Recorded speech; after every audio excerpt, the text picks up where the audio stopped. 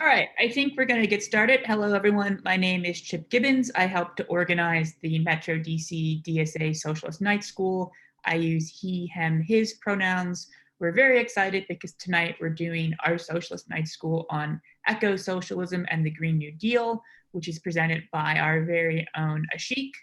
Ashik is a steering committee member of DSA's National Eco-Socialist Working Group and a co-founder of the Climate Mobilization, and I'm going to let him take it away from here. Ashik, the floor is all yours. All right. Hi, everybody. Thanks so much for joining us on this evening. As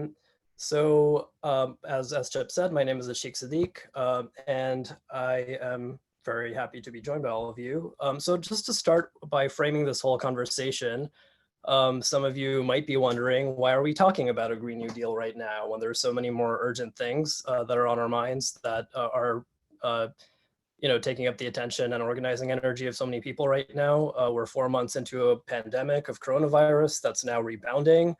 We're about as many months into an economic crisis with the highest unemployment in our lifetimes. There are mass uprisings ongoing for Black lives against police violence. So what are we talking about here? I just want to lay out what the agenda is going to be today. I'll spend about an hour just going through some slides and talking through what eco-socialism and a Green New Deal is all about, and what our perspective is about what a Green New Deal even means right now, when a lot of conventional wisdom around what's happening politically is being upended. And then after that, we'll have some discussion. So feel free to drop comments and questions in the chat throughout, and then we'll get to them as we get through this.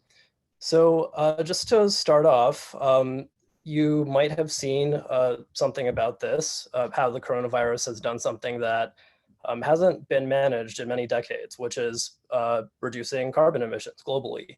Entire sectors of the fossil fueled industrial economy have been shut down as governments have put a pause on normal economic activity due to the coronavirus. Global estimates forecast that the coronavirus crisis is triggering an emissions drop of something like 5 to 6% or more since last year, which is the largest ever annual fall in CO2 emissions in human history, more than during World War II or any previous economic crisis. You might have heard people celebrating this fact. There have been memes and posts like, oh, maybe nature is healing, the earth is recovering somehow. But for one thing, it's worth keeping in mind that as stark as this is, it's actually still much less than what scientists say is necessary to limit warming to a safe level. And that level would be something like as much as 15% per year to achieve net zero emissions worldwide within 2 to 3 decades. And under capitalist conditions, an economic decline that big would be catastrophic for many people. Just think about how hard this economic crisis already is for most people.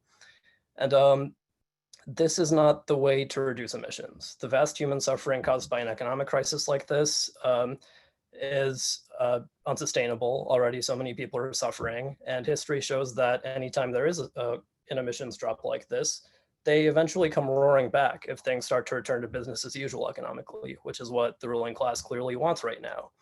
And of course, the people who are hoarding the most wealth in our global economy are also the ones polluting the atmosphere with the most greenhouse gases, and they're rarely the ones who suffer in economic downturns like this.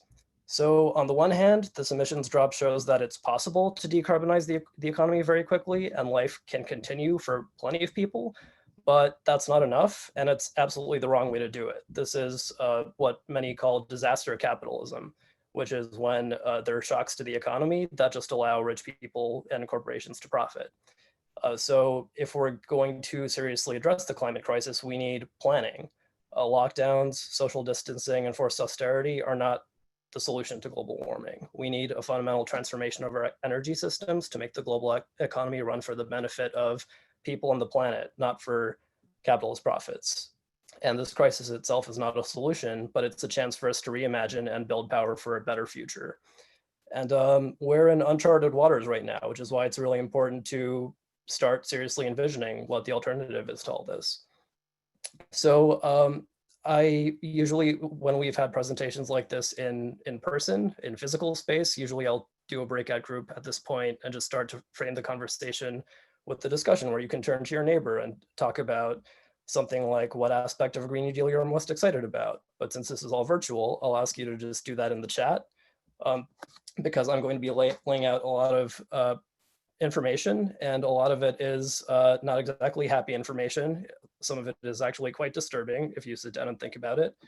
So I want the point of this to be envisioning a positive future and then start thinking seriously about how to organize around it. So as I'm talking, just feel free to drop in the chat. What aspect of Green New Deal are you most excited about right now? And hopefully we can get to some of what you say in the discussion at the end.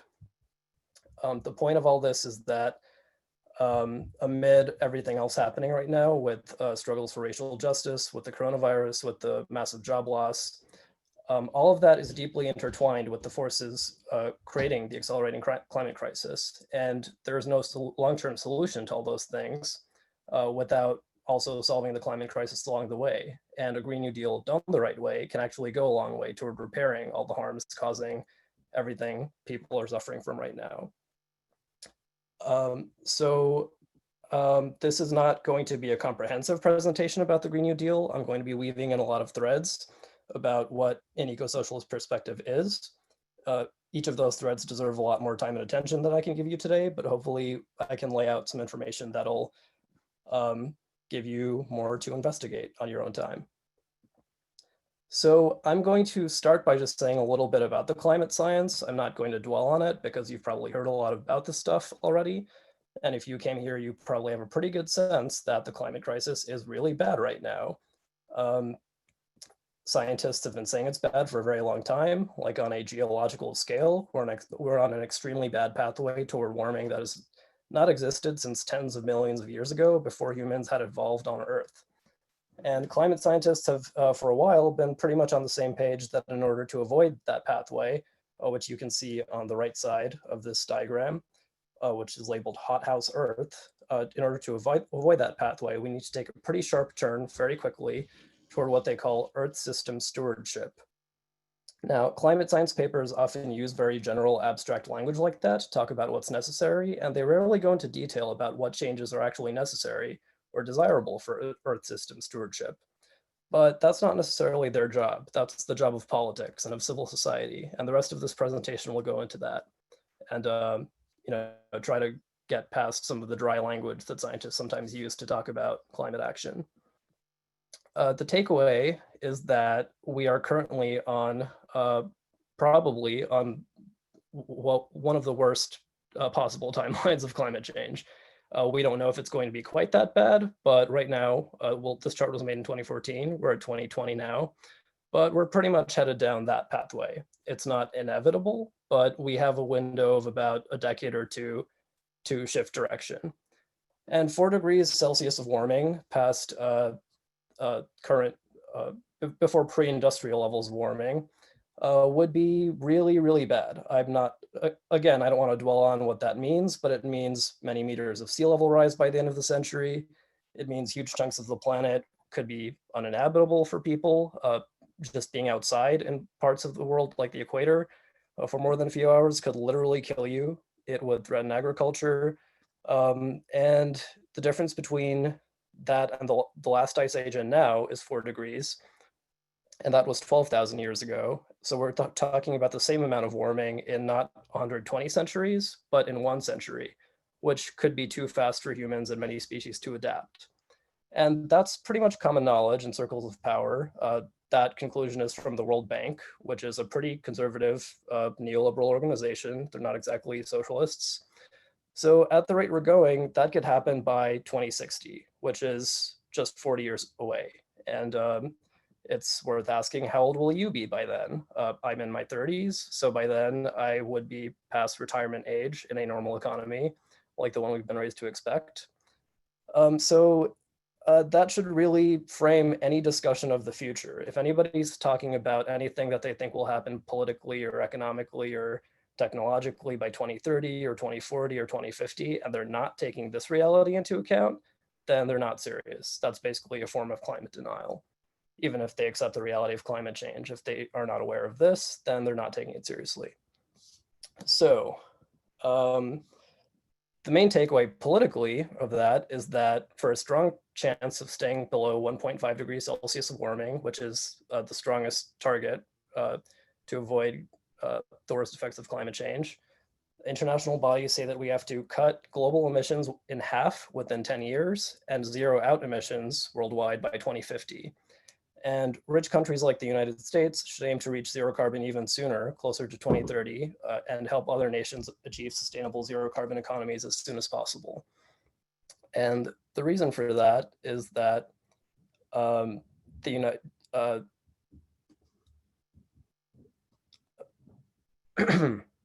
excuse me, sorry.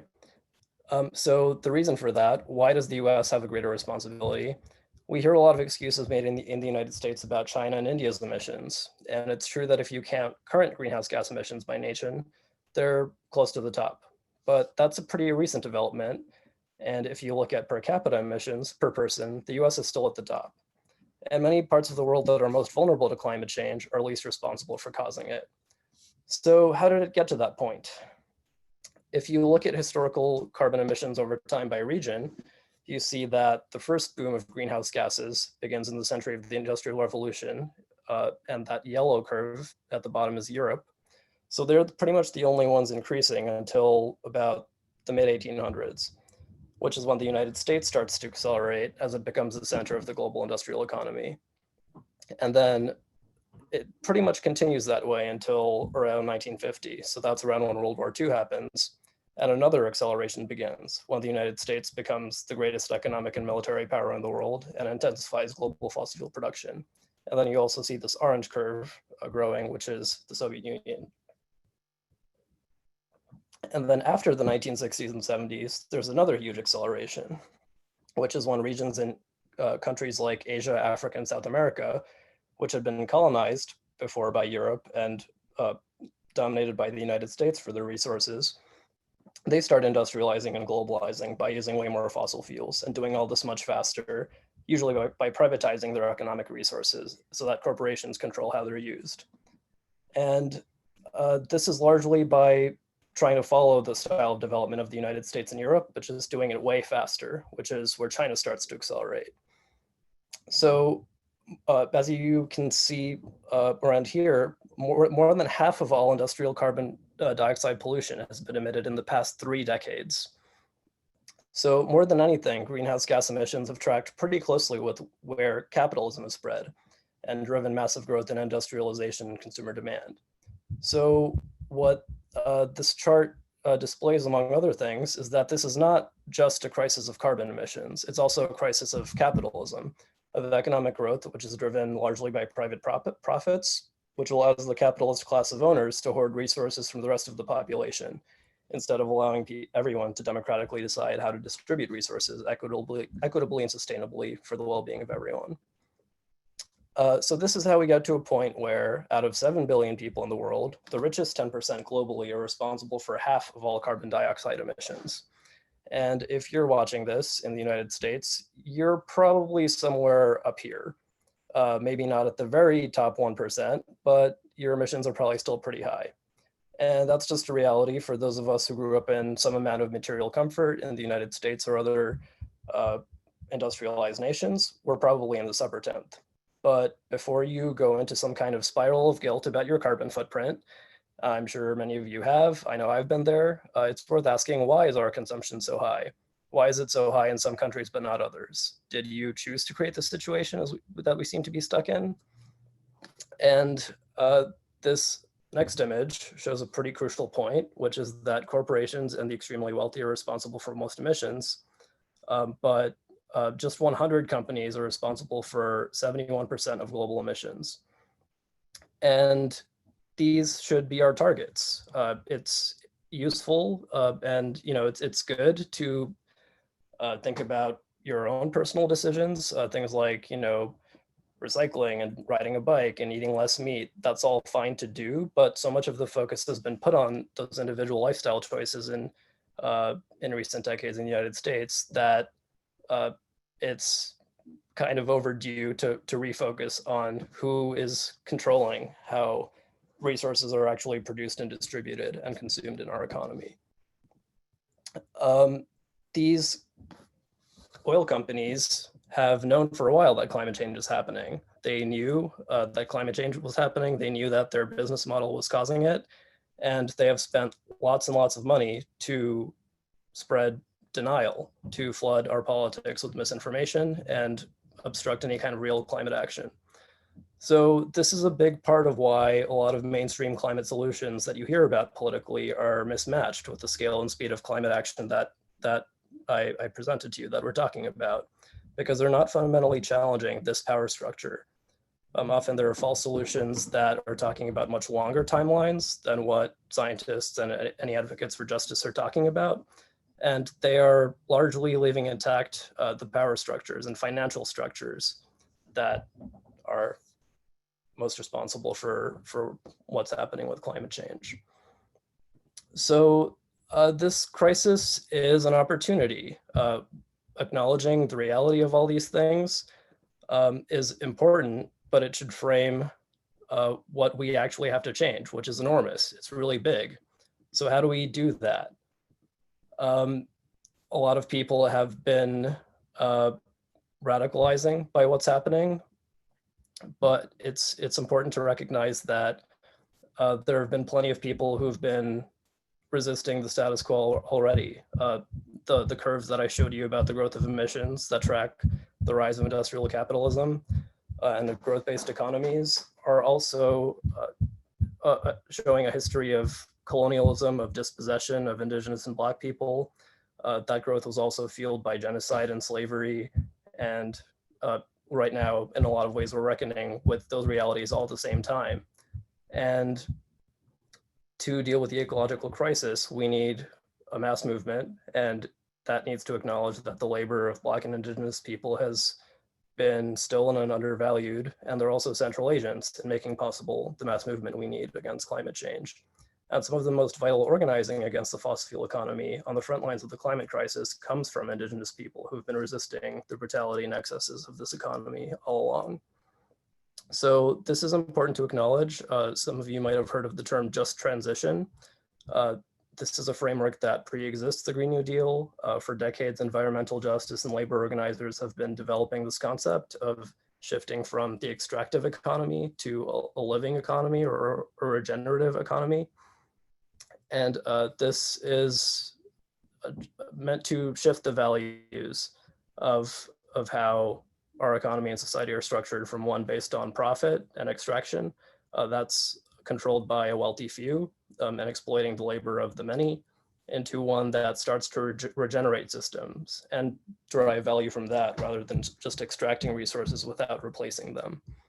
And that functions on values of cooperation and real democracy and valuing nature and our ecological surroundings.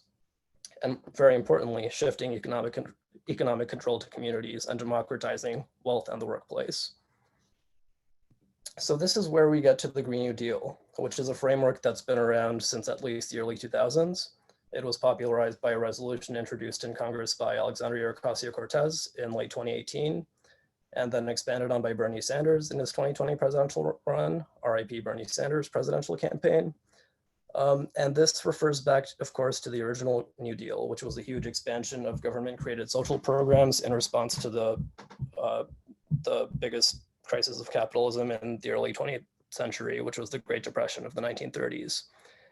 The Green New Deal is supposed to be a transition plan to get us through the next decade, sketching out an alternative to the kind of disaster capitalism that we see in places like Puerto Rico after Hurricane Maria, that we see in the response to coronavirus.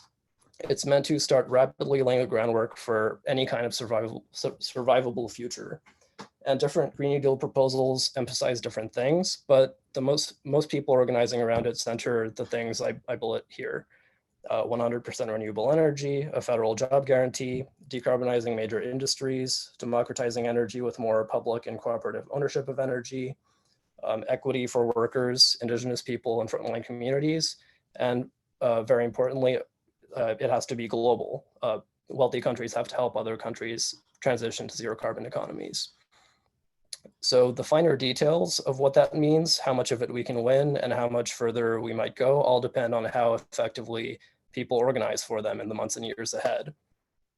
And the point of all this is that in the time frame that we have, the state is necessary to climate action. There are a lot of ways that economies could localize and people could try to grow their own food and try to have more localized economies without the state, but so much has to be changed so quickly that so much infrastructure has to be changed that it's hard to imagine doing that without somehow using the state as it exists. And also there are just all these things that are being talked about in terms of removing carbon from the atmosphere that it's hard to imagine how to do that without using some kind of state control of resources to do that. But existing proposals for the Green New Deal don't flesh out a lot of those details. And without fleshing out those details and having the political power to enact them, the Green New Deal faces the possibility and likelihood of being watered down.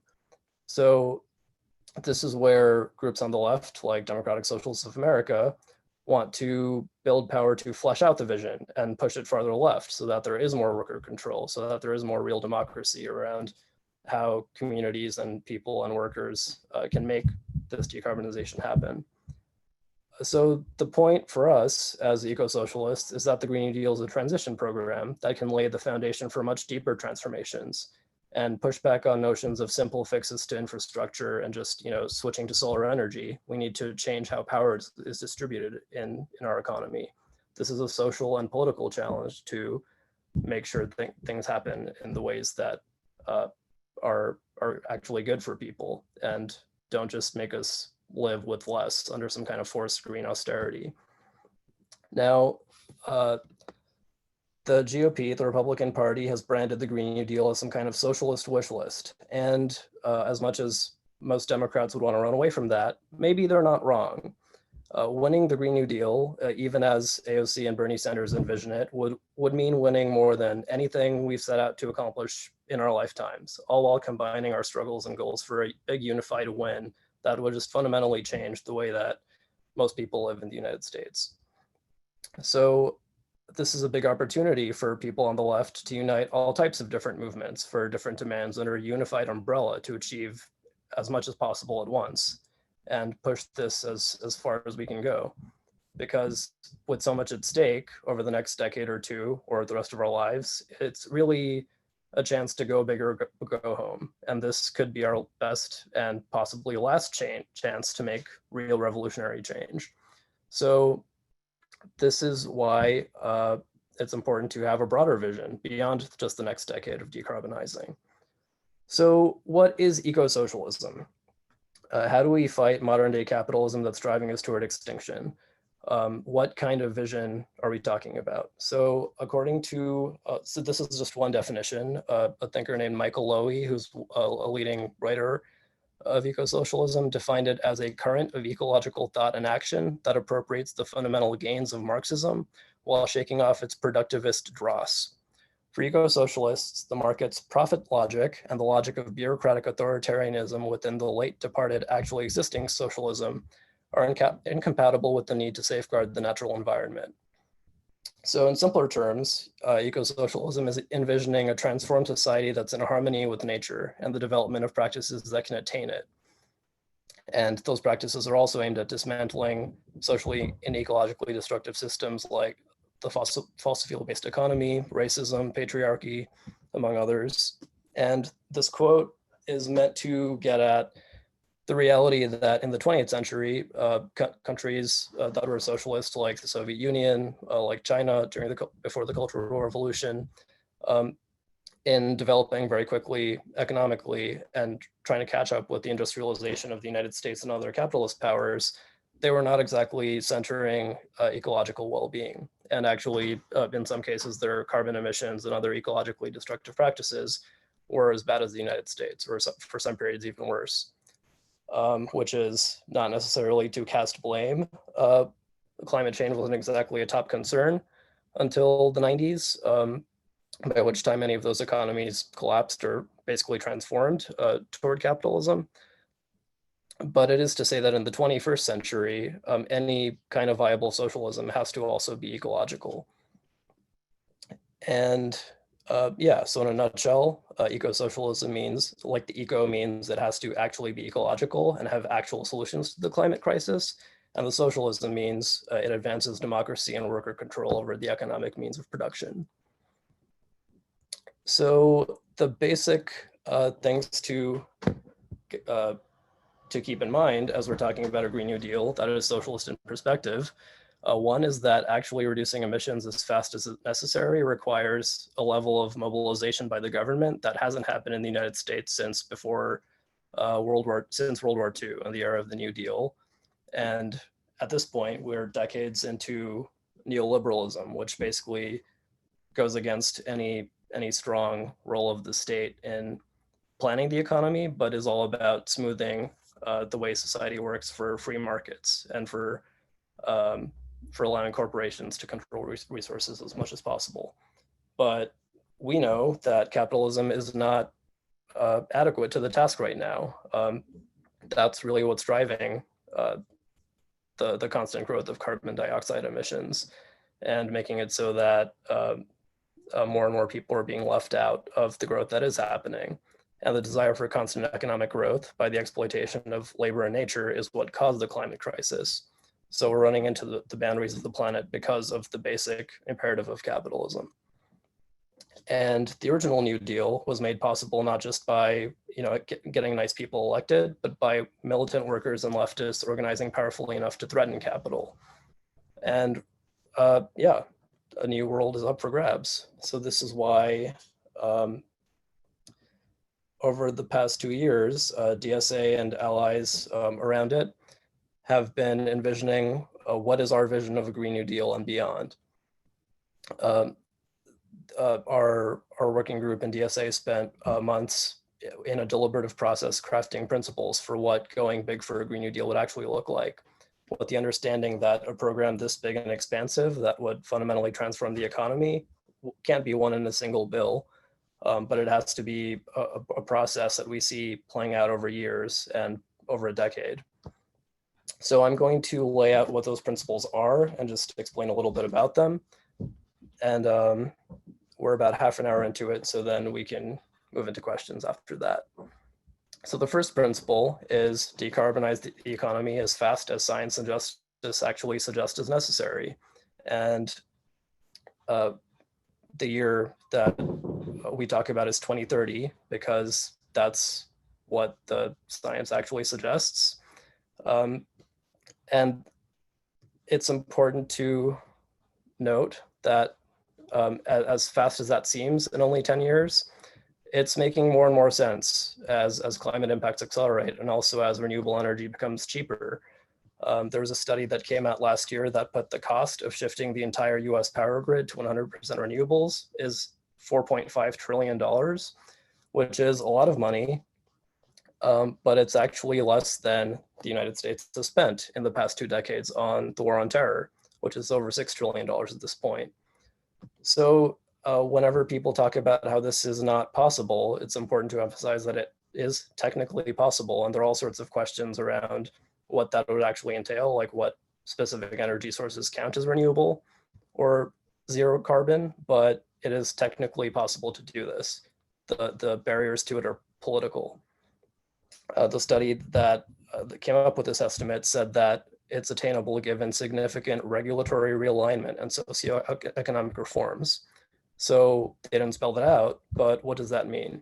That brings us to our second principle, which is democratize control over major energy systems and resources, which means nationalizing fossil fuel producers to phase them out as fast as necessary and establish public ownership of utilities in the electric grid. And we emphasize that because it's pretty clear in most parts of the United States where energy is controlled by private utilities, that private utilities don't exactly have the public's best interests in mind.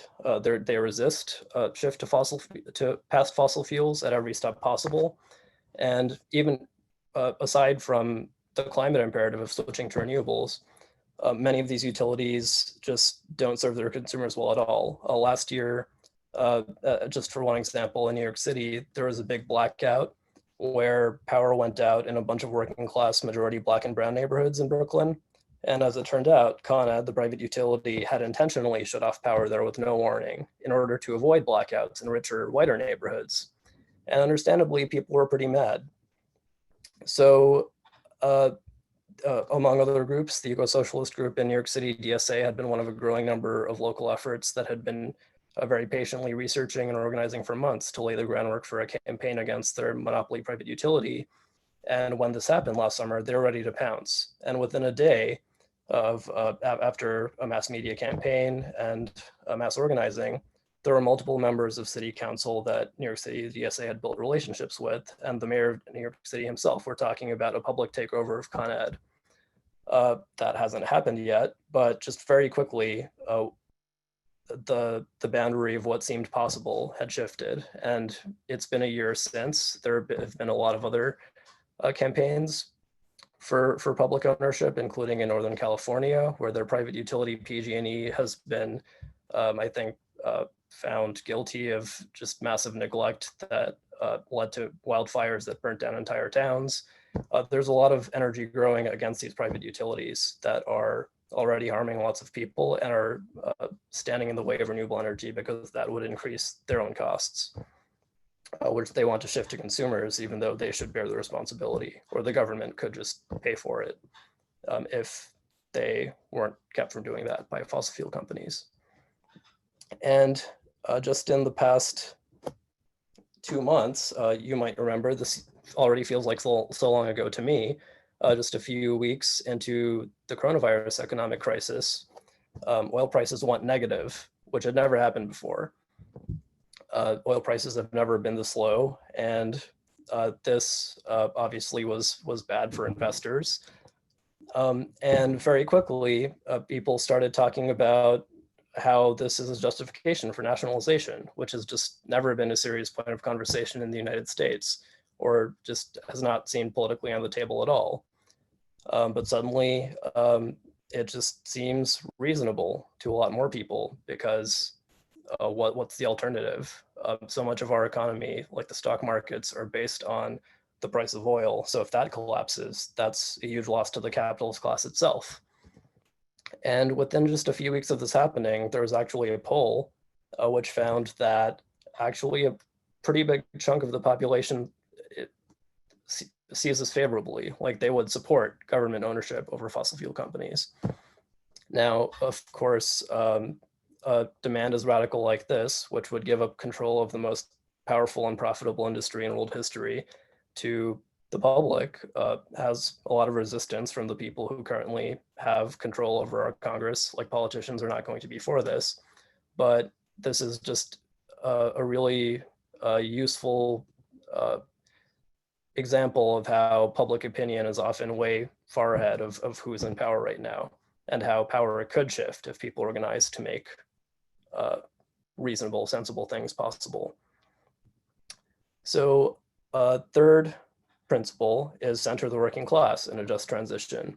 So as we transition to a clean energy, renewable economy that's zero emissions, there are lots of workers who would lose their jobs, who currently work in the fossil fuel sectors, who currently work in forms of agriculture that are unsustainable as it is. But there are a lot of jobs right now that would be useful in a shift to an ecological economy that aren't profitable, so they don't exist right now at the scale that they need to.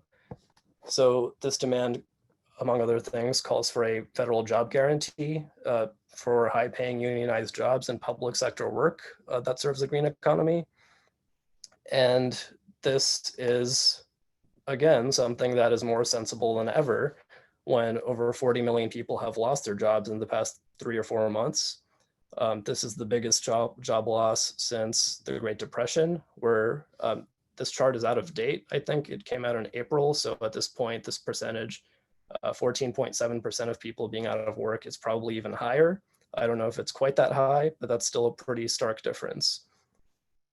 So a job guarantee is something that just makes a lot of sense. And there are so many jobs that that we need. Like we hear a lot about how automation and all these other forces are making it so that there just aren't enough good jobs in the economy, and there aren't going to be. But there's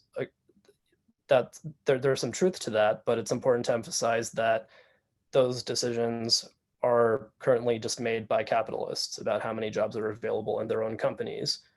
But what we're calling for is a big expansion of the public sector, like there was during the New Deal, to do all the kinds of work that is necessary, which includes changing the infrastructure and energy, but also all forms of care work that are currently low carbon, things like teaching, nursing, social work. There are all these things that are currently low carbon that are socially very useful that aren't compensated for very well. So a Green New Deal jobs program doesn't have to just be stuff around energy. There are all sorts of things that could be created. A fourth demand is to decommodify survival by guaranteeing living wages, healthcare, childcare, housing, food, water, energy, transit, and other necessities for all. The point here being that in a time of accelerating climate crisis where more and more people's lives are becoming precarious, it's really not fair to make your ability to survive depend on whether you can work or pay or not, as many people are finding out right now, when so many people were put out of work and not able to go to their normal jobs, and the only compensation people got was one $1,200 check, and that's it. So lots of people are suffering right now, and we're seeing in real time how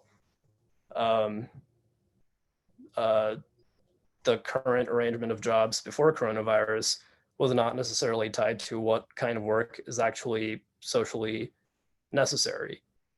We heard all this about, what jobs are essential work, who are essential workers who have to go to work and who has to stay home. But meanwhile, all the people who are being put out of work were not helped through the consequences of not getting a paycheck from their normal employer anymore. So I think estimates of what might have helped people were something like $2,000 a month, and for as long as this crisis lasts. But there's no reason why going forward, people can't just get something like a basic income or a living wage, as well as a job guarantee. So there are just all sorts of ways to imagine alternative ways of arranging the economy so that people can survive, whether or not they can do the types of jobs that they expected to do 5 months ago. And we can actually think about what jobs are necessary and make sure that society compensates them accordingly. A fifth demand is to reinvent our communities to serve people and planet, not profit. And the point here is that the physical landscape of the cities and towns that we live in have been built according to what's profitable for the people developing them, not according to what's sustainable ecologically or what's actually good for people, what kinds of communities people want to live in.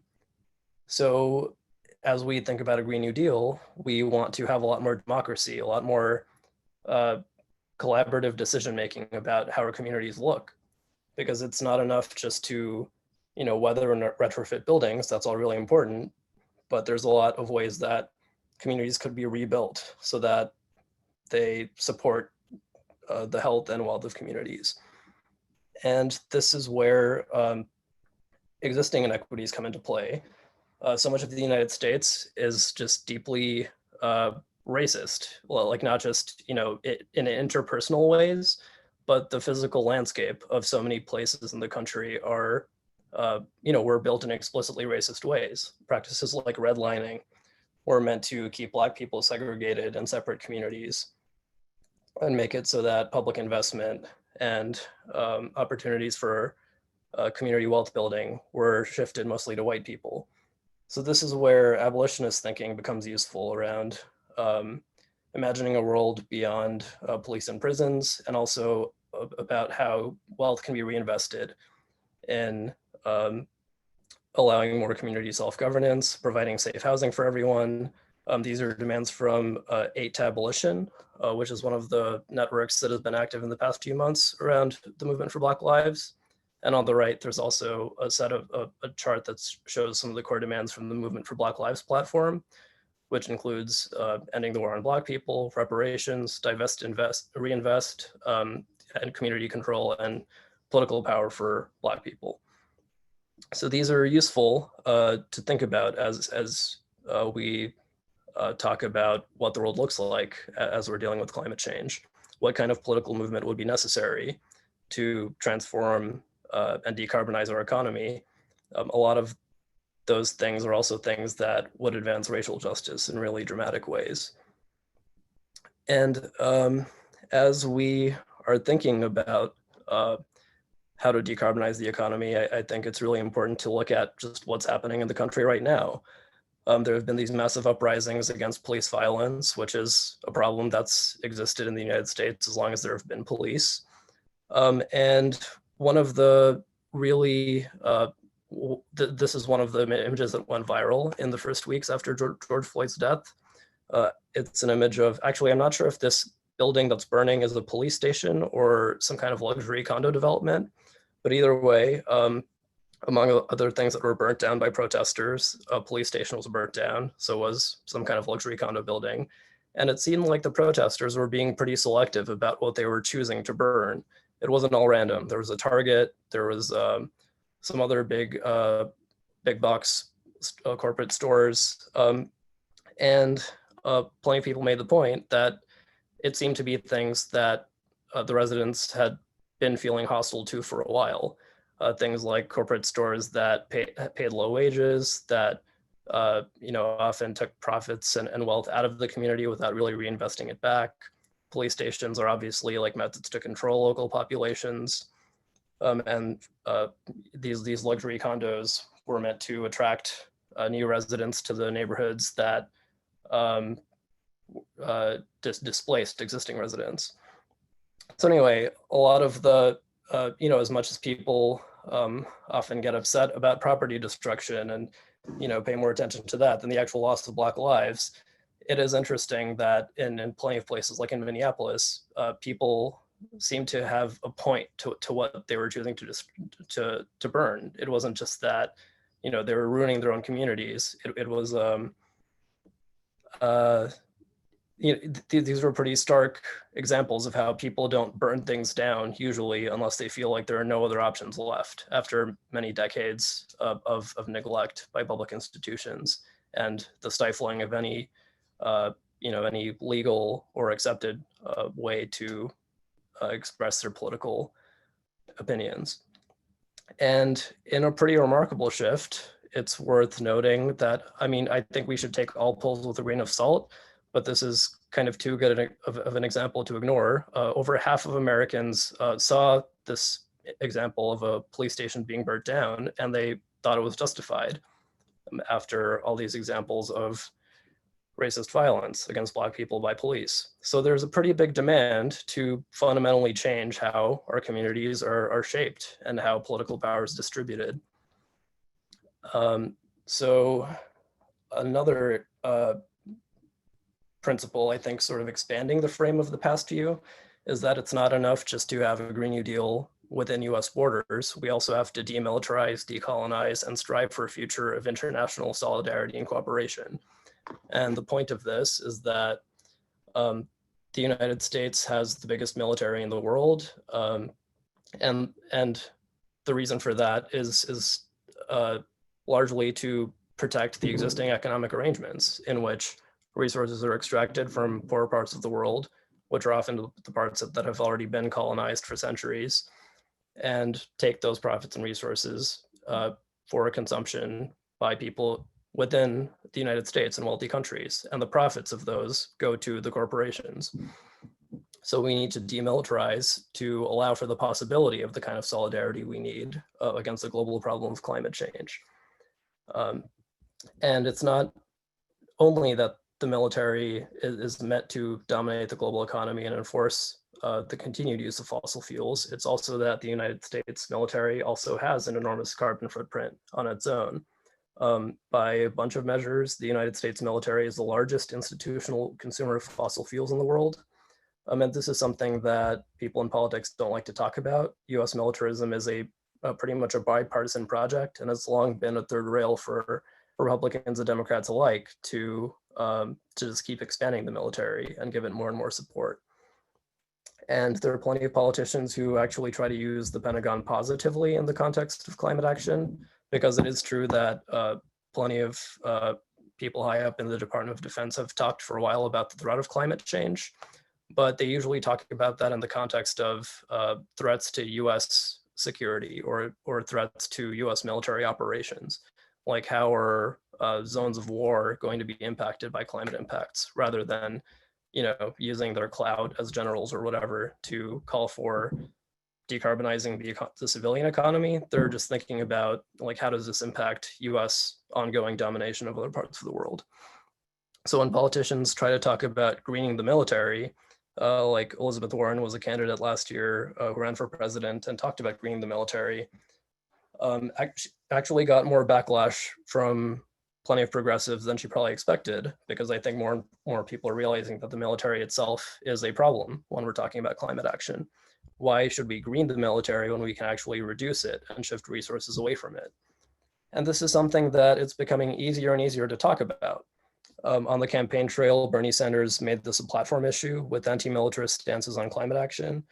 He was talking about redirecting over $1 trillion in global military funds toward addressing climate change. And that's a pretty big step forward. This has not been discussed in mainstream politics for a long time. And now in this coronavirus crisis, more and more people are making the point that we don't need such a big military. It actually takes up resources and makes the world more dangerous. And those are resources that we can shift to all sorts of more useful things, especially when we have this massive economic crisis. And Representative Barbara Lee is somebody who's been talking about this for a while. So suddenly there seems to be real movement around this at a time when lots of people are struggling. And I guess it's better late than never, but this is something that that it's just a very sensible thing to do at a time when the military takes up over half of the annual budget that Congress allocates every year. And when we talk about decolonizing, sometimes that might not be clear to people who are unfamiliar with folks who have been talking about decolonization for a while. Just as one example, I think we can talk about Puerto Rico, which is effectively a colony of the United States. There are millions of people who live there who can't vote, who don't really have any meaningful say over how the resources are controlled. So in a few years ago, Hurricane Maria hit, which was a massive disaster to Puerto Rico and knocked out much of their infrastructure. And the recovery from that has just been awful under Trump, who has been actively hostile toward Puerto Ricans compared to people in the United States who've been impacted by disasters like that. But even before that, under Obama and any previous president, Puerto Rico is kind of just used as a tax haven, and the people who live there did not really have much say over how things went. And it's just been a really corrupt government that has largely supported US mainland interests. And capitalists from Wall Street have been preying on their economy for years, even before the hurricane devastated the island. But after the hurricane, there were massive uprisings after years of corruption, and that eventually forced the resignation of the governor. And there was just an unprecedented level of public mobilization with, at one point, I think there are estimates that a quarter to a third of people who lived on the island were on the streets. And yeah, people are just very angry. And this has been happening for over a year, and we'll see where it goes. There are much deeper demands that people in Puerto Rico have been organizing for regarding their own right to self-determination, which ranges from anything from becoming a state of the US to just full independence and sovereignty of the people of the island. And it seems like the time is more ripe than it's been in a while for more radical demands by people who live there. And lots of people have made the point that decolonizing demands, which are fundamentally about giving indigenous sovereignty over land and resources, are ecological demands. And some of the most vital organizing against fossil fuels on this continent have come from indigenous organizers for many years. And one group that's been active lately is the Red Nation, which has their own plan called the Red Deal, like meaning beyond the Green New Deal, the Red Deal, which is indigenous-led and socialist, whose mission calls for the liberation of native peoples from capitalism and colonialism. And their platform is very broad and includes treaty rights, land restoration, restoration of watersheds and waterways, a full moratorium on oil and gas extraction, and they're explicitly framing their demands in universalist terms. And in terms of building solidarity with non-indigenous workers for our common liberation on the land that we live on. And the last principle that I'll leave you with is redistribute resources from the worst polluters. And the point here is that the worst polluters, as I pointed out in an earlier slide, are corporations and the very rich. So it's only fair that we redistribute resources away from them, not just to fund the Green New Deal, but also to limit their ability to pollute. So we need just and progressive taxes on the rich and big corporations and dirty industries, but also to divert funds away from, for example, the government's bloated military budget, and also away from policing and prisons, which have not so much to do with the defense of people living within these borders, but much more to do with maintaining imperial dominance over other nations and capitalist control over the world's resources. And it's been long enough that the US financial policy has financed endless wars and wealth extraction by elites, and it's time to use it to fund the transformation that we need. And plenty of people have been making a related point lately, which is defund the police. And as I alluded to earlier, it's important to recognize the police as agents of control over property and protecting private property much more than they're about protecting people's lives who don't own property.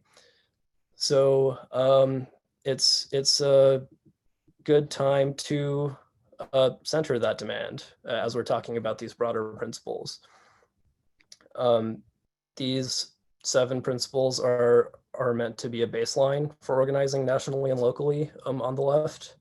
And we want to use them to help win Green New Deal demands at the local, national, and international level with local campaigns that are aligned in this direction.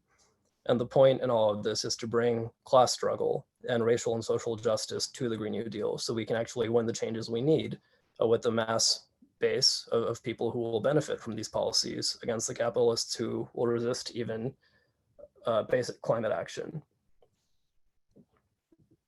So yeah, I gave some examples throughout about why these demands are becoming more and more relevant, but how do we actually win what we need? What I laid out, some of it is becoming more mainstream, other things still seem very difficult for people to imagine, even in an economy when like 1/5 of people are out of work and business as usual is just clearly not working anymore.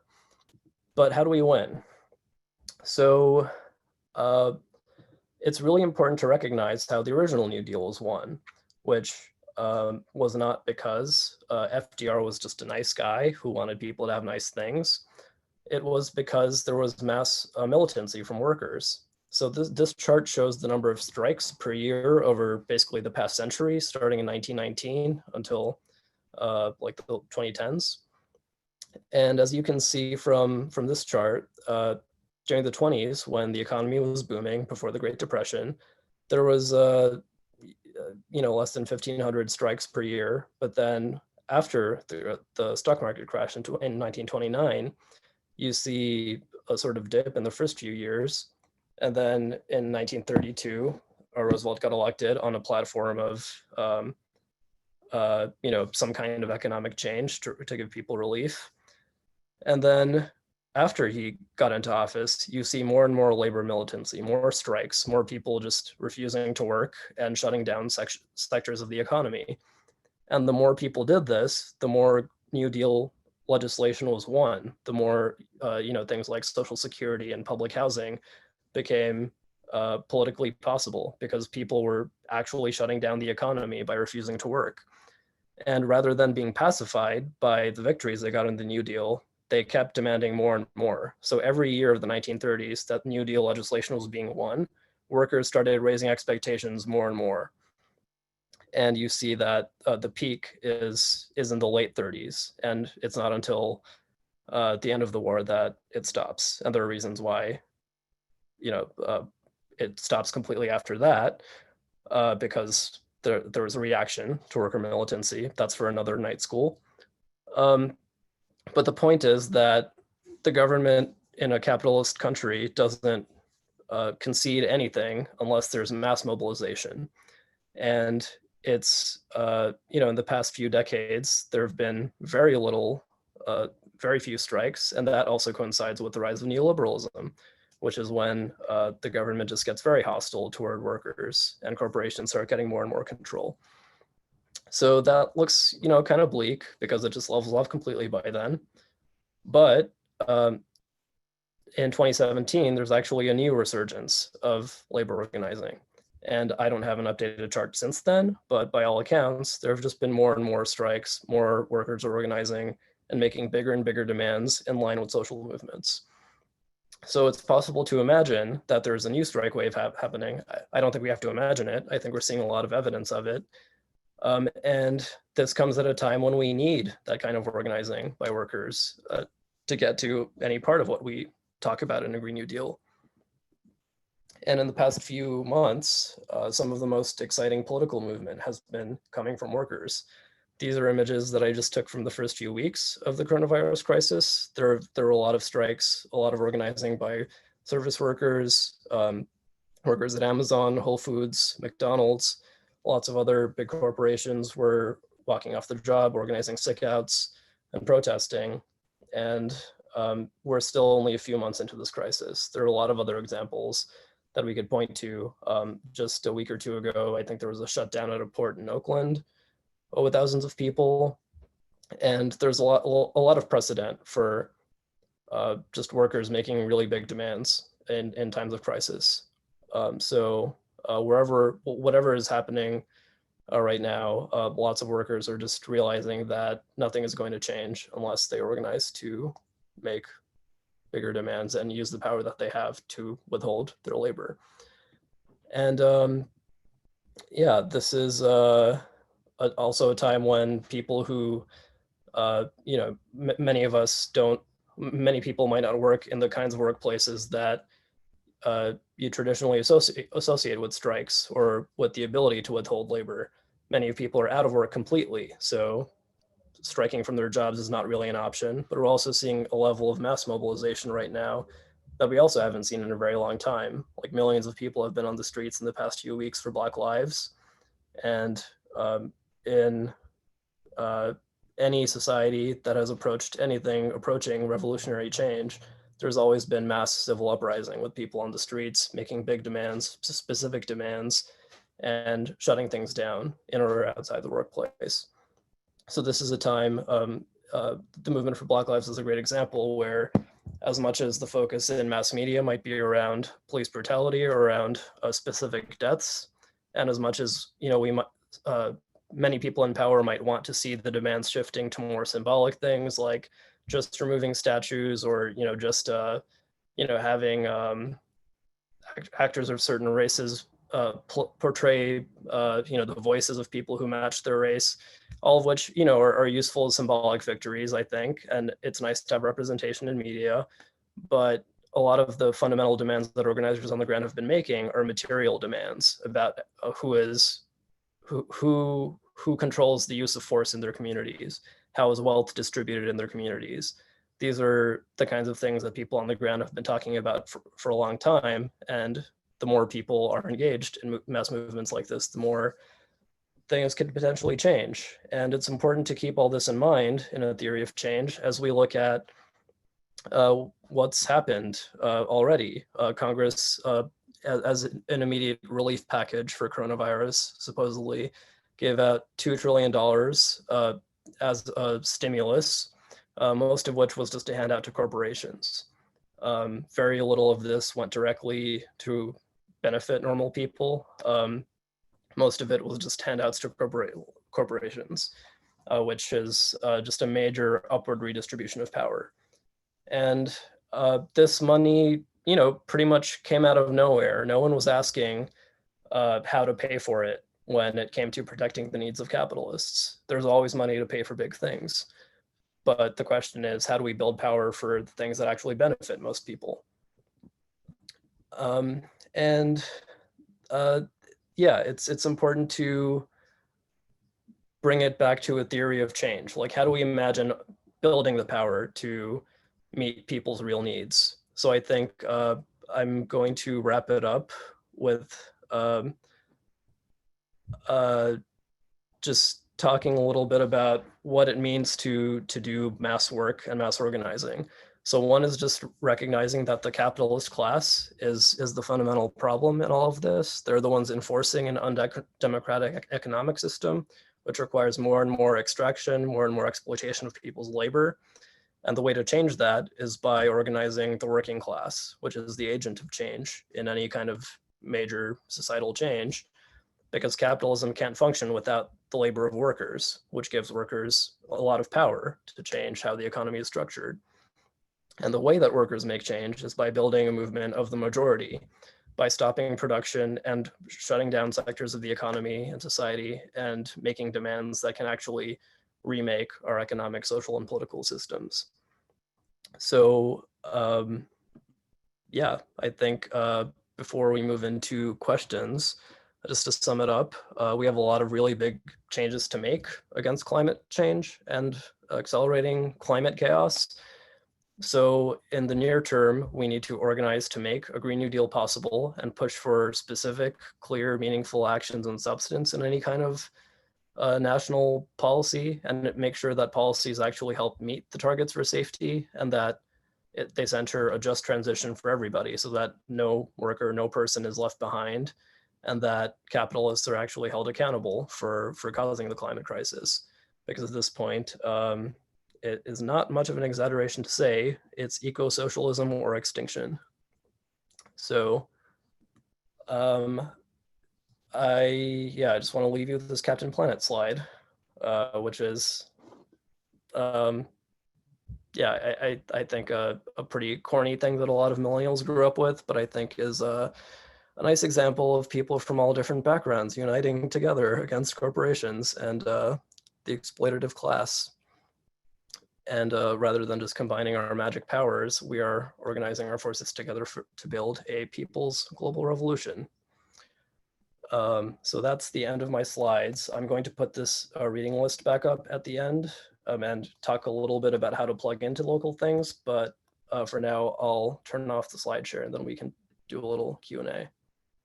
Sure. So this is Chip again. If you have a question for our presenter, please type it in either the Q&A chat box and I will answer it, or alternatively, you could type it in the chat box. I see many of you are typing things in the chat box. Our first question comes from Dominique. Why do you think that worker militancy didn't pick up until after Roosevelt was elected? I'm surprised in the labor movement didn't strike more out of a sense of antagonism to the Hoover administration.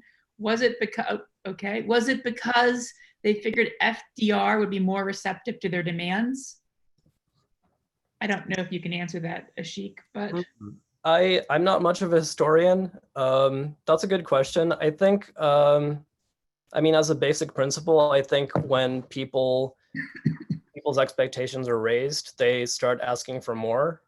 There's a really good book written by a labor organizer named Jane McAlevey called Raising Expectations and Raising Hell, which is about her experience organizing with the labor movement in the 1990s. And I think just that title as a principle is something that might be an answer to that. Like, I mean, Hoover was elected out like after I think 2 or 3 years after the stock market crashed in 29. So I think pretty quickly it was clear that his government was just not going to do anything useful for the people, for workers. So that allowed Roosevelt to be elected. But I think once you have a sort of friendlier administration and government, that just is much friendlier ground on which to organize for workers. So I think that's a short answer. And maybe if Chip or anybody else wants to chime in, feel free to. But it's also worth pointing out that in the 1932 election, the Socialist Party and the Communist Party combined get almost 1 million votes in the election, which is sort of shocking for the US. Wow, yeah, that's a really good point. And actually, I mean, there's just a whole layer to that history that is not taught in most public schools, at least, about the history of socialists and worker militancy in that period or leading up to it.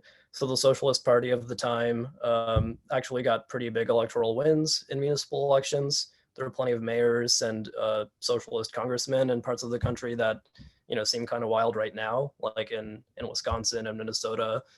And I think it was California, right, where Upton Sinclair ran for governor, and like surprisingly, oh well, okay, fine. So well, yeah, even on a socialist platform. Yeah. yeah. So anyway, there was just a lot of organizing leading up to that period, or during that period, that was calling for much more radical things than the New Deal. Like, just as one example, one of the victories of the New Deal was a 40-hour work week, which came out of a demand from workers to like have a set work week at all, because plenty of people, you know, just worked overtime and got no extra pay. There was like child labor. So the demand for clear work hours was a very solid one. And I think actually plenty of unions were organizing for a 32-hour work week, and 40-hour work week was a compromise. So that's one example of just how making very big demands can at least win you more than you had before, even if it's not everything that you want. Yeah, and an anonymous attendee wants to know, how do eco-socialists tap into the revolutionary fervor of the current moment without co-opting the Black Lives Matter movement? That's a really important example, a question. I think it's really like a pretty central one right now. I think just one thing to do is just follow the lead of organizers in the movement for Black Lives. So just the demand to defund police is a demand that is extremely aligned with everything that we're talking about right now. Already, you know, even without calling it eco-socialist, or even without probably knowing what eco-socialism is, plenty of organizers are just very organically, you know, understanding how power is distributed right now. And they see the opening to demand the redistribution of resources from oppressive structures like the police to community power and to community control over how justice is managed and how things are invested. So I think just following the lead of organizers on the ground is a really big thing we can do right now. And then by building real partnerships built on trust, and by showing up to do the work and to support the work that's happening, we can build the kind of trust that we need to achieve our common goals, many of which are goals that environmental justice groups or racial justice groups have been calling for a while. They've just been, you know, marginalized by power structures. They've been, you know, left out of conversations by well-resourced progressive organizations. So I think as socialists, what we can do is just show up and build trust and you know, not be extractive, not be transactional.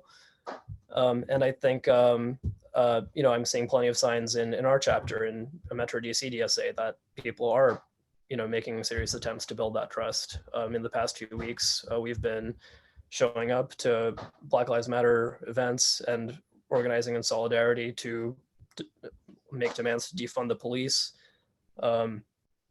Just one example of a recent victory that you probably know about in this chapter is electing Janice Lewis George to city council on a platform of defunding the police, and DSA played a pretty important role in doing that. Her campaign was endorsed by DMV Black Lives Matter, and electoral work is not something they had been in the habit of doing, just because in a city like DC, it hasn't exactly been a useful outlet for radical demands from the movement for Black Lives.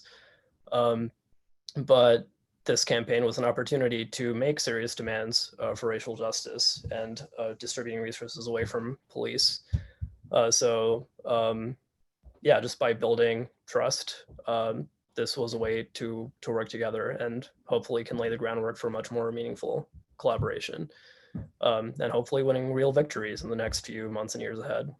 So I think just showing up to support people who've already been leading is a pretty important thing we can do. And we should definitely be mindful not to co-opt work that's already been happening, and not just jump in assuming that we have the right ideas and people should just listen to us. Organizing is always about building trust. So I think, you know, it's not easy. There are a lot of challenges to that, but That's just the basis for building real power. So Nate wants to know, can we download these slides anywhere? That is a good question. I will send a link to Chip and David, and hopefully we can send it out to people who registered for this. And then Kevin wants to know, if utilities are nationalized, how would resources be allocated and cost minimized to ensure economic efficiency and profits still be made while increasing access and lowering prices paid by consumers? That's a very good question. I think the basic point in that is right now, private utilities don't really have a good business model, especially as renewable energy is added to the mix more and more, because renewable energy has a lot of upfront costs to install. And if the utility runs for profit, for private profit of the owners of the private company, they're going to want to pass the costs on to consumers, to ratepayers. So that's actually a big barrier to renewable energy in a lot of cities, because most normal, like working class people have a basic sense that their energy cost might go up, and they don't, many people are willing to pay slightly higher costs if they think it's good for the environment, but there's a point to which they probably, justifiably feel like, okay, maybe this is too much. Like I'm already, not getting paid very well for the work I'm doing. My rent is getting higher in the city I live in. So why should I pay higher energy costs? Like that's not my problem. And of course, climate change is everyone's problem, but it really just basically is not fair to pass the costs on to consumers like that, because this is something that the government should just be able to pay for, but that would require public ownership. And the private companies that currently control things are not going to take the cost up on their own. This is something that's come up in DC a lot, because I think a year or two ago, DC City Council actually passed a very ambitious renewable energy target for 100% renewable energy by 2032, which is one of the most ambitious targets of any big city in the United States, which is great. But we have a private monopoly utility, Pepco, which resisted that bill the entire time. And then when it finally passed, they were just like, okay, fine, we'll see about that. And since then have just continuously been obstructing any meaningful steps toward meeting those demands and making excuses along the way. So it's pretty clear that in DC or other cities that have passed similarly ambitious targets for renewable energy, private utilities are going to be an obstacle. So I think if we're talking about public control, public ownership and municipalization isn't like a panacea. It's not an automatic, step toward decarbonization. There are plenty of public utilities in cities around the country that are still not great, but they're also not very democratic. So part of our call for public ownership is also for energy democracy, like actually having democratic control, not just because it's public doesn't mean it's democratic. So we need to have real, mechanisms for community democracy over how the energy is managed. So I think if we actually had public ownership and democratic control over that, most people would want to arrange the regulation of energy so that the cost was just managed upfront, like by the government or by whatever entity can pay for it. And then if that were like if the upfront costs were covered that way, eventually like electricity could effectively be free if it's controlled that way, which is also getting to the point of decommodifying survival. There's no reason why a renewable energy infrastructure can't be built so that most people, like at the point of use, just have free electricity. But that requires, building a structure that way. You can't just have that under corporate control. That would never happen. So yeah, I think that's a short answer maybe, but yeah, is there any part of that I didn't answer? I assume they will follow up if you do not Okay. answer.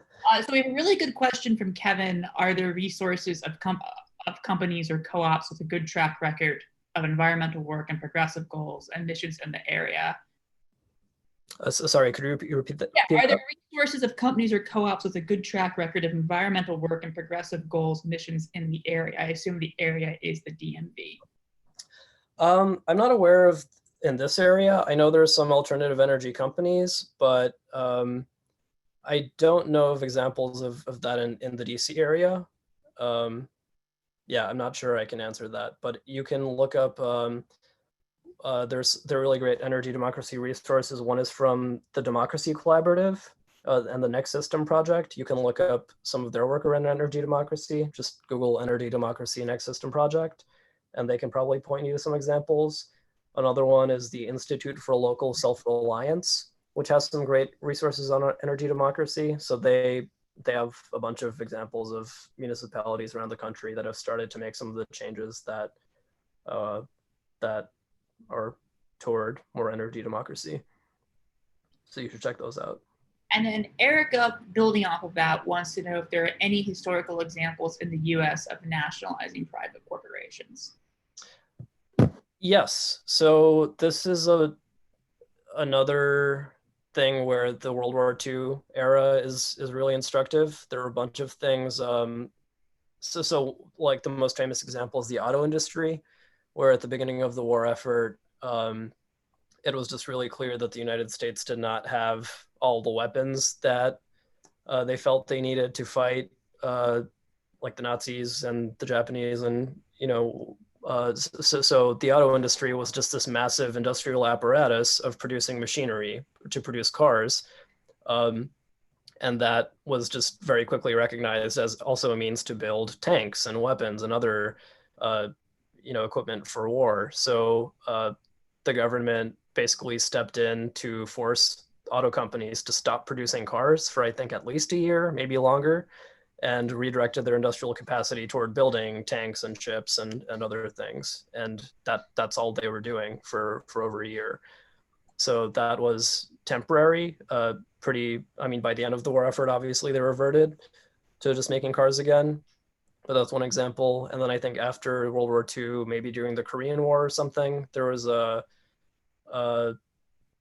I think it was the National Defense Production Act, which has been in the news lately because of coronavirus with the Trump administration. But that was used, I think, to at least partially nationalize the steel industry, I think, or iron, or something like that. But it was used to direct the steel industry, I believe, toward producing other things, probably for the war effort. But so the wartime economy is an example of what can happen when the government and society decides to prioritize some kind of threat, and directing industrial capacity toward addressing that threat. So that's an example of like what people often point to in U.S. history of a time when industry was mobilized by the government and at least partially nationalized.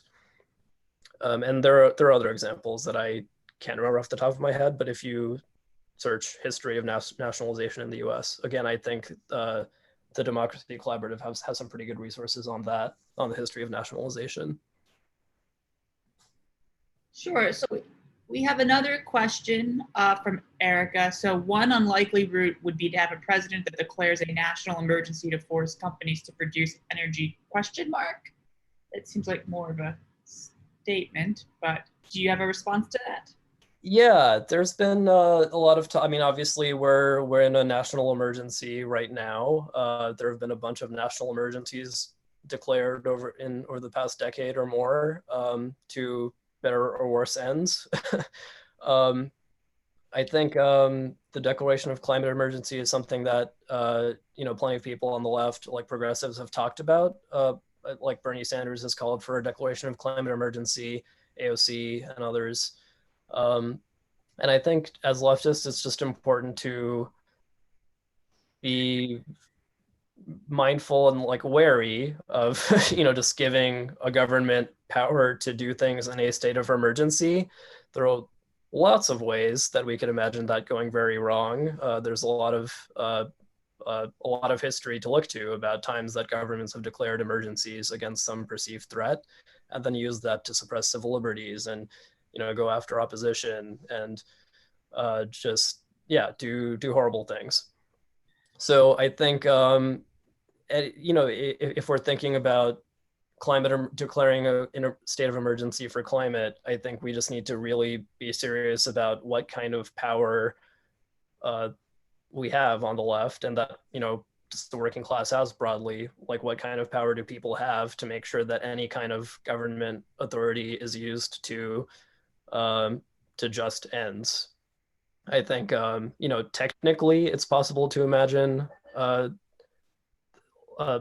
sure you could find precedents of the United States government declaring a state of emergency and then doing things that, were useful in some ways, but there are many, many, many more examples of how it was used to, to do all kinds of bad stuff that I don't think I need to go into at length right now, but you could definitely look up. So I think we should definitely be cautious about that, but also, that's why the focus just has to be on building a mass working class movement that can have the power to do anything at all with state power, rather than just trusting that the people declaring an emergency or using state power will use it in ways that are nice to us. Sure. So our next question begins with a bit of a lengthy exposition. It's from PJ. In Virginia, an effort called Green New Deal Virginia has been out in front co-opting the Green New Deal. Their method has been to divorce it from modern monetary theory, MMT, turning it into a state-by-state and implicitly austerity, balanced budget character of the Green New Deal. This mirrors national efforts by big green nonprofits that, for example, substitute millions of jobs for a jobs guarantee. What are your history and plans with respect to working with MMT as it pertains to the original Green New Deal?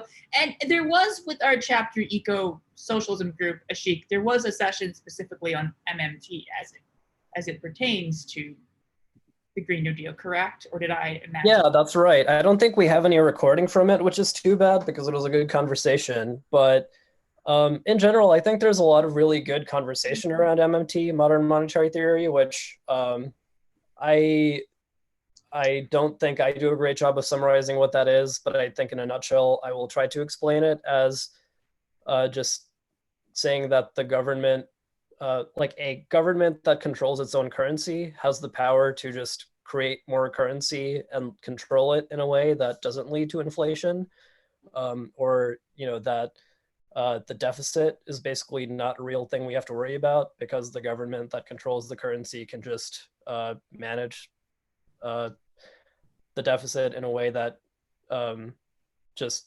directly funds things that are good for people, and then that'll just kind of resolve itself without having to worry about the debt, if it's done in a way that is directly investing in things that are useful. So basically just saying that the government can pay for nice things and it's not a big deal. And there's just like, if you look at history, like any time that there's a big deficit, that's not really tied to any kind of negative social consequences if the government is doing things that are actually directly useful to people's lives.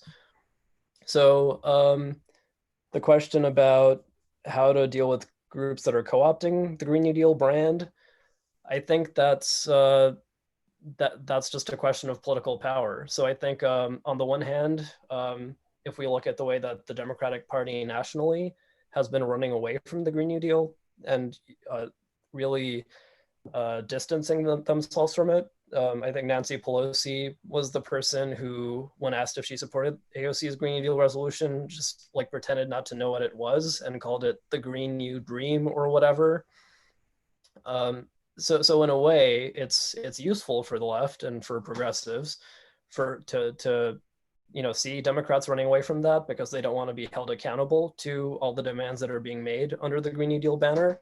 That's an opportunity, I think, for people on the left to come in and just have a clear vision of what the Green New Deal means and define it so that it does scare capitalists, so that it does scare the ruling class of the Democratic Party. But then when you talk about groups that are, seeing the value in that slogan and seeing how popular it actually is, of course they're going to try to co-opt it and try to water down its demands. So I think that's where it's just a question of organizing. Like, how can you build the force wherever you are to call out whatever formation is trying to co-opt it and to build your own power to make very clear demands about what that means. So I think that's why in DSA we're really trying to, and with the groups that we're working with, we're really trying to center an actual federal jobs guarantee, not just creating more vague green jobs that are probably, you know, with companies like Tesla that bust their unions and, you know, don't pay their workers well enough. We don't want to just create more, you know, unstable, precarious jobs at solar energy companies. We want good unionized jobs that are going to be real alternatives to fossil fuel jobs, which actually do pay plenty of people pretty well. So I think just making sure that there are workers actually making the decisions, like unions being really involved in any kind of Green New Deal demands, that's a pretty important organizing principle. Just making sure that there, whatever your organizing base is, includes workers and people who represent groups on the front lines, and just having that be a clear alternative to the types of groups that are just swooping in and making demands, pretending to speak for people that they don't actually speak for.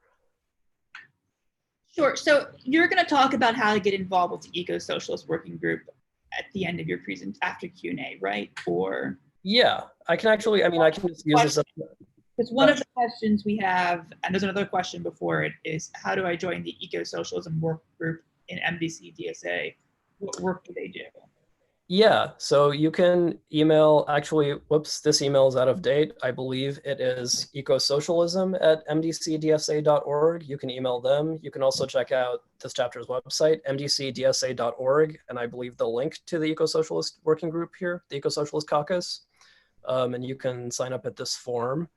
And as far as what work they do, one of the campaigns that they're involved with is called the No Pepco campaign, which you should see on my screen, which I believe might be in the process of rebranding, but basically it's a coalition of a bunch of groups that includes DSA in this chapter that are organizing to break the grip of the private utility company Pepco on DC politics. So just as one example, in every city council race, Pepco is always a big donor to candidates. And actually, Janice Lewis George, who just won in City Council Ward 4, she was one of the first candidates to take the No Pepco pledge to refuse money from Pepco, and she won. So already that's a good ally that we'll have in City Council this year. There are a few others who I think have taken the pledge at this point. But that's just one strategy that they've been using to focus on the City Council elections this year. But I think in the longer term, they want to lay the groundwork for challenging Pepco's power more directly and explore the possibility of municipalization of the utility in DC. So that is one way to plug in, and you can check out the website for that. And another thing happening in DC right now is defund MPD, which, as I said in the presentation, is just a really important priority right now, and also just a good way to work with the network of groups on the ground that are really driving a lot of organizing energy. Because ultimately, everything that we're talking about comes down to how things are budgeted by local government. So just by getting involved in budget fights, we can get smarter about how we're organizing around municipal issues and making what kinds of demands we can make on DC government. Sure. So Kevin has a follow-up to his earlier question. It sounds like the cheap, free energy and the upfront cost of installing renewable energy would be paid through subsidies. Couldn't government subsidies and regulations mandating the transfer of renewable energies accomplish the same goal as nationalizing public utilities? Furthermore, would you consider state-owned enterprises in Western Europe in the 20th century to be democratic? And if not, what would make this specific nationalization democratic? That's a good question. I think the first part about just shifting subsidies, I guess the shortest answer to that is just the time frame we're on. I mean, just because we have like really a decade to get to zero emissions on the fastest timeline in the electricity sector, I think we need public ownership. Like there's no, I mean, already there are plenty of states that are incentivizing shifting subsidies and incentives. Like I think California is doing pretty well. They have an ambitious renewable energy target, and they're just kind of setting the overall target and then letting shifting regulations so that it shifts the incentives rather than just mandating companies do certain things. And that's, I think, fine if you have a few decades to do it, but we don't have a few decades to do it. So I think it's, definitely a first priority should be ending fossil fuel subsidies. Like that's just, I think one estimate is that current direct and indirect subsidies to fossil fuels amounts to like over $600 billion in the United States, which is like almost the size of the entire military budget, which is a ton of money. So I think ending fossil fuel subsidies is really important. And it's, I think, good to shift subsidies to renewable energy companies. But I think if they're all still private companies for renewable energy, there's it's increasing demand for renewable energy and access to it, but it still isn't like reducing the fossil fuel infrastructure as fast as is necessary. So I think government control is necessary to phase out existing fossil fuels. It's not enough to just add more solar panels and add more wind turbines. We also have to reduce fossil fuel infrastructure. So I think that's one strong argument for state control over utilities, because if there was that kind of control, then they could actually be directly shifting from fossil fuel to renewable infrastructure rather than just adding more renewables, which is what's happening right now, even in states that are more progressive about giving subsidies to renewable energy. So I think, that's just a basic principle in favor of public ownership. And regarding democratic ownership, I don't know enough about European 20th century energy structures. I think that's another place where the democracy collaboratives work is probably really useful, because I think they do look into a little bit how countries like Germany have structured their energy systems differently than the US and what that means for how fast they're decarbonizing now. But I think even then, plenty of European countries that are further along than us right now still aren't decarbonizing as fast as is necessary, and they're also probably still not as democratic as we're saying we should be. So I think that's also a challenge for the left in Europe to make their energy systems more democratic.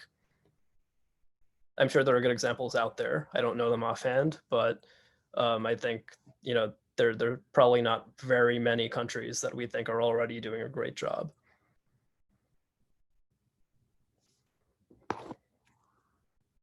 Just going to read the okay, here's a question. Can you talk about the international components of the Green New Deal? Can the US ensure this is a global effort without utilizing imperialism? Yeah, I think so. I think just demilitarizing is a really crucial part of that, because right now the United States has I think something like 800 military bases all over the country, all over the world, like overseas military bases. The next country that has the most has something like 20. I can't remember if it's Russia or China, but that's just a huge disparity right at the outset. So the US is spending so much of its resources on military domination right now. Like 800 military bases costs like hundreds of billions of dollars a year. And that's directly related to just maintaining its control over shipping routes and resources and all of that. So I think just having such a big military that is larger than the next 10 largest militaries combined is a barrier to like real cooperation, just because the US in any kind of international engagement at the UN level or elsewhere is always sort of just keeping the threat of military intervention in its back pocket. And climate talks are no exception, where the US has been obstructing climate agreements. Like the Paris Climate Agreement is something that lots of Americans understand as, this great example of US-led diplomatic engagement on climate, but actually the US was a force in watering down the strength of that agreement and making sure that it wasn't making any binding agreements because the US didn't want to threaten financial interests of fossil fuel companies based in the US. So I think if, just relying less on military power and actually making genuine attempts at global engagement were something that shifted in this country, that would go a long way. But we don't have a good basis for that right now, just because the fossil fuel industry is so powerful, and the social base for a positive green, like globalist, I mean internationalist, like solidarity-based Green New Deal just doesn't exist yet. It's nice that Bernie Sanders' campaign did as well as it did, but he didn't win. And I think there's a lot of work to do in making the case for a Green New Deal that actually improves people's quality of life in the United States and then connects that to international solidarity. Because without that, I think it's very possible to imagine a Green New Deal that continues systems of extraction and just continues to use US military power to steal lithium from Bolivia, for example, after supporting a fascist coup there, which happened in the past year. And Bolivia has one of the largest lithium deposits in the country. So I think unless we challenge imperialism, that's just going to continue even throughout a shift to renewable energy. So I think that's why it's not enough just to shift to renewable energy. We also have to think about how systems are structured in the shift. Like, for example, electric car batteries require a lot of lithium. So if we imagine shifting our transportation just by turning every single fossil fuel powered car into an electric powered car, instead of, expanding public transit so that we need fewer cars overall, that will reduce the demand for lithium. But if we just, allow Tesla to rake up huge profits with more electric cars for everyone, then that is going to depend on imperialism of Bolivia and African countries that provide a lot of the rare earth minerals and lithium and all that. So I think one form of international solidarity with people who live in those regions is to think about how we're shaping our own infrastructure so that we don't need as many energy intensive resources that would, perpetuate massive profits of capitalists. So I think there are a lot of levels at which we can think about international solidarity, and one of them is just about how resources are used in the shift to the infrastructure in wherever it is that we live. And we did a really excellent socialist night school on the coup in Bolivia shortly after it happened. Unfortunately, was not recorded, but we have done other night schools on imperialism, including one on how the US uses sanctions as a weapon of war, and one on the book, The Jakarta Method, which looks at sort of how a murderous CIA coup in Indonesia sort of was a template for mass murder during the Cold War, both of which you can watch on our Facebook page, and I believe maybe also our website, the Metro DC DSA website, that is. We have about 10 to 15 minutes left, so I'm gonna, if you have a question, please take this time to type it in the question and answer box. And then we have a question from Kevin. Is there an avenue where we could reframe technology infrastructure investment, i.e. getting the electric grid off of COBOL, as something the public needs for national security, for example? Sorry, could you rephrase the question maybe? I'm not sure I understood it as stated. So I think the question is asking, could we reframe technology infrastructure investment as something the public needs for national security? Oh, okay, I see. Yeah, that's a really good question, because I think plenty of folks on the, among progressives or the broader climate movement or among green groups, have thought a lot about, trying to frame national security in more positive ways, or just frame climate as a national security issue in hopes of getting more conservative support, because national security is understood to be this conservative framing that plenty of conservative voters just have as a core driver of how they vote and what politicians they support. I think there are risks to it that people on the left should really take very seriously, because I think anytime you start talking about national security, I think it is a fundamentally kind of reactionary frame, because it pits people in the nation against people outside the nation. So if you are reinforcing the sense of national security, there's implicit in that secure from other people or something. And when we're thinking about all these global disparities in climate change, and especially like the movement of people, then that gets dangerous because, I mean, already like a major principle of the Trump administration is securing our borders. It's about keeping out people who are trying to get in here illegally. And of course, the way that they talk about it does not account at all for all the factors that lead to people's migration, including the long history of US intervention in Latin America and South America that drives people, that supports dictatorships that make life unlivable for people, many people there, and that these trade agreements that decimate local economic bases, like making it so that plenty of people no longer have jobs or livelihoods in their communities. All those are reasons to leave where they live and come to the United States. And all those dynamics are amplified as climate impacts accelerate and make it so that physically those parts of the world are more and more harder to make a living in. So I think as socialists, as people who think internationally, and want to be in solidarity with the entire working class, which is the global working class, we need to think about, like, in the long term, what kind of vision are we building, and in the short term, how can we be in solidarity with all workers of the world?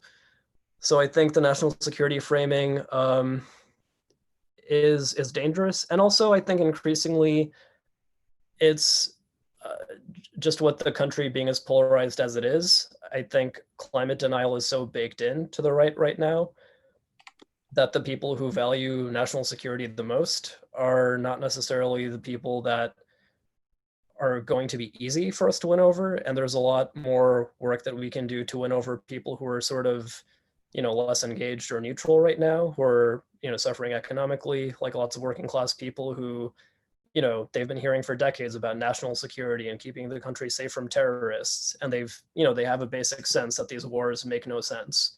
And they, like, what is the nation to them? Like, when, their wages have been going down for decades, they are having trouble making rent. So I think, the way that plenty of people in America think about the center, like the political center, is people who are just swing voters between Republicans and Democrats, that that ignores just the many, many more people that are not engaged in electoral politics right now and, are disengaged because they don't see electoral politics as reflecting their actual interests. So I think it's more useful for folks on the left who are interested in a Green New Deal to think about how to activate that working class base around real working class demands related to a Green New Deal, rather than some notion of national security, because I think that's always going to be framed in a way that reinforces class interests, rather than, winning the kinds of demands that the working class would benefit from. Okay, so I don't see any more questions in the Q&A box. We have time for one or two more questions. So if you want to ask a question, I guess speak now, or don't speak now, type now, or forever hold your silence. Okay, I'm not seeing any more. So do you have any final thoughts, Ashik? Yeah, I'll just leave up this reading list with a lot of articles and books that I think get much more in depth into the kinds of things that I touched on today, and some of which answer the questions that some people raised better. So I think I can also send out the reading list with the link to the presentation after this to folks who are on the call. And yeah, you can follow the National Eco-Socialist Working Group of DSA on various channels, and you should also plug into the local group if you haven't yet. And yeah, if you haven't already, joined the mailing list and follow on social media the chapter itself. There's a lot of good work happening around defunding the police right now. There's energy democracy stuff going on. There's a lot of ways to plug in, which you should.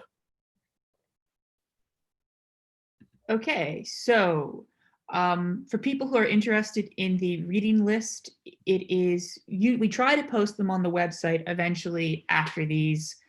We also share them from our Twitter account.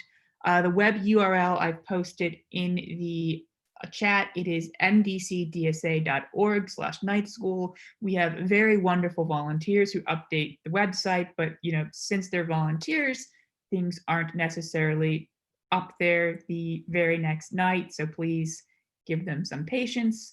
Our next, and if you want to watch this, this is on the YouTube channel for the chapter as well. Our next night school is on July 6th, Uber and the Gig Economy in DC, Socialist Night School. And for people who would like to follow us on Twitter, where we've tweeted out the link to the YouTube video of this, our Twitter is @nightschool, one word, _DC. Thank you for joining us, and I hope to see you on July the 6th for Uber and the Gig Economy.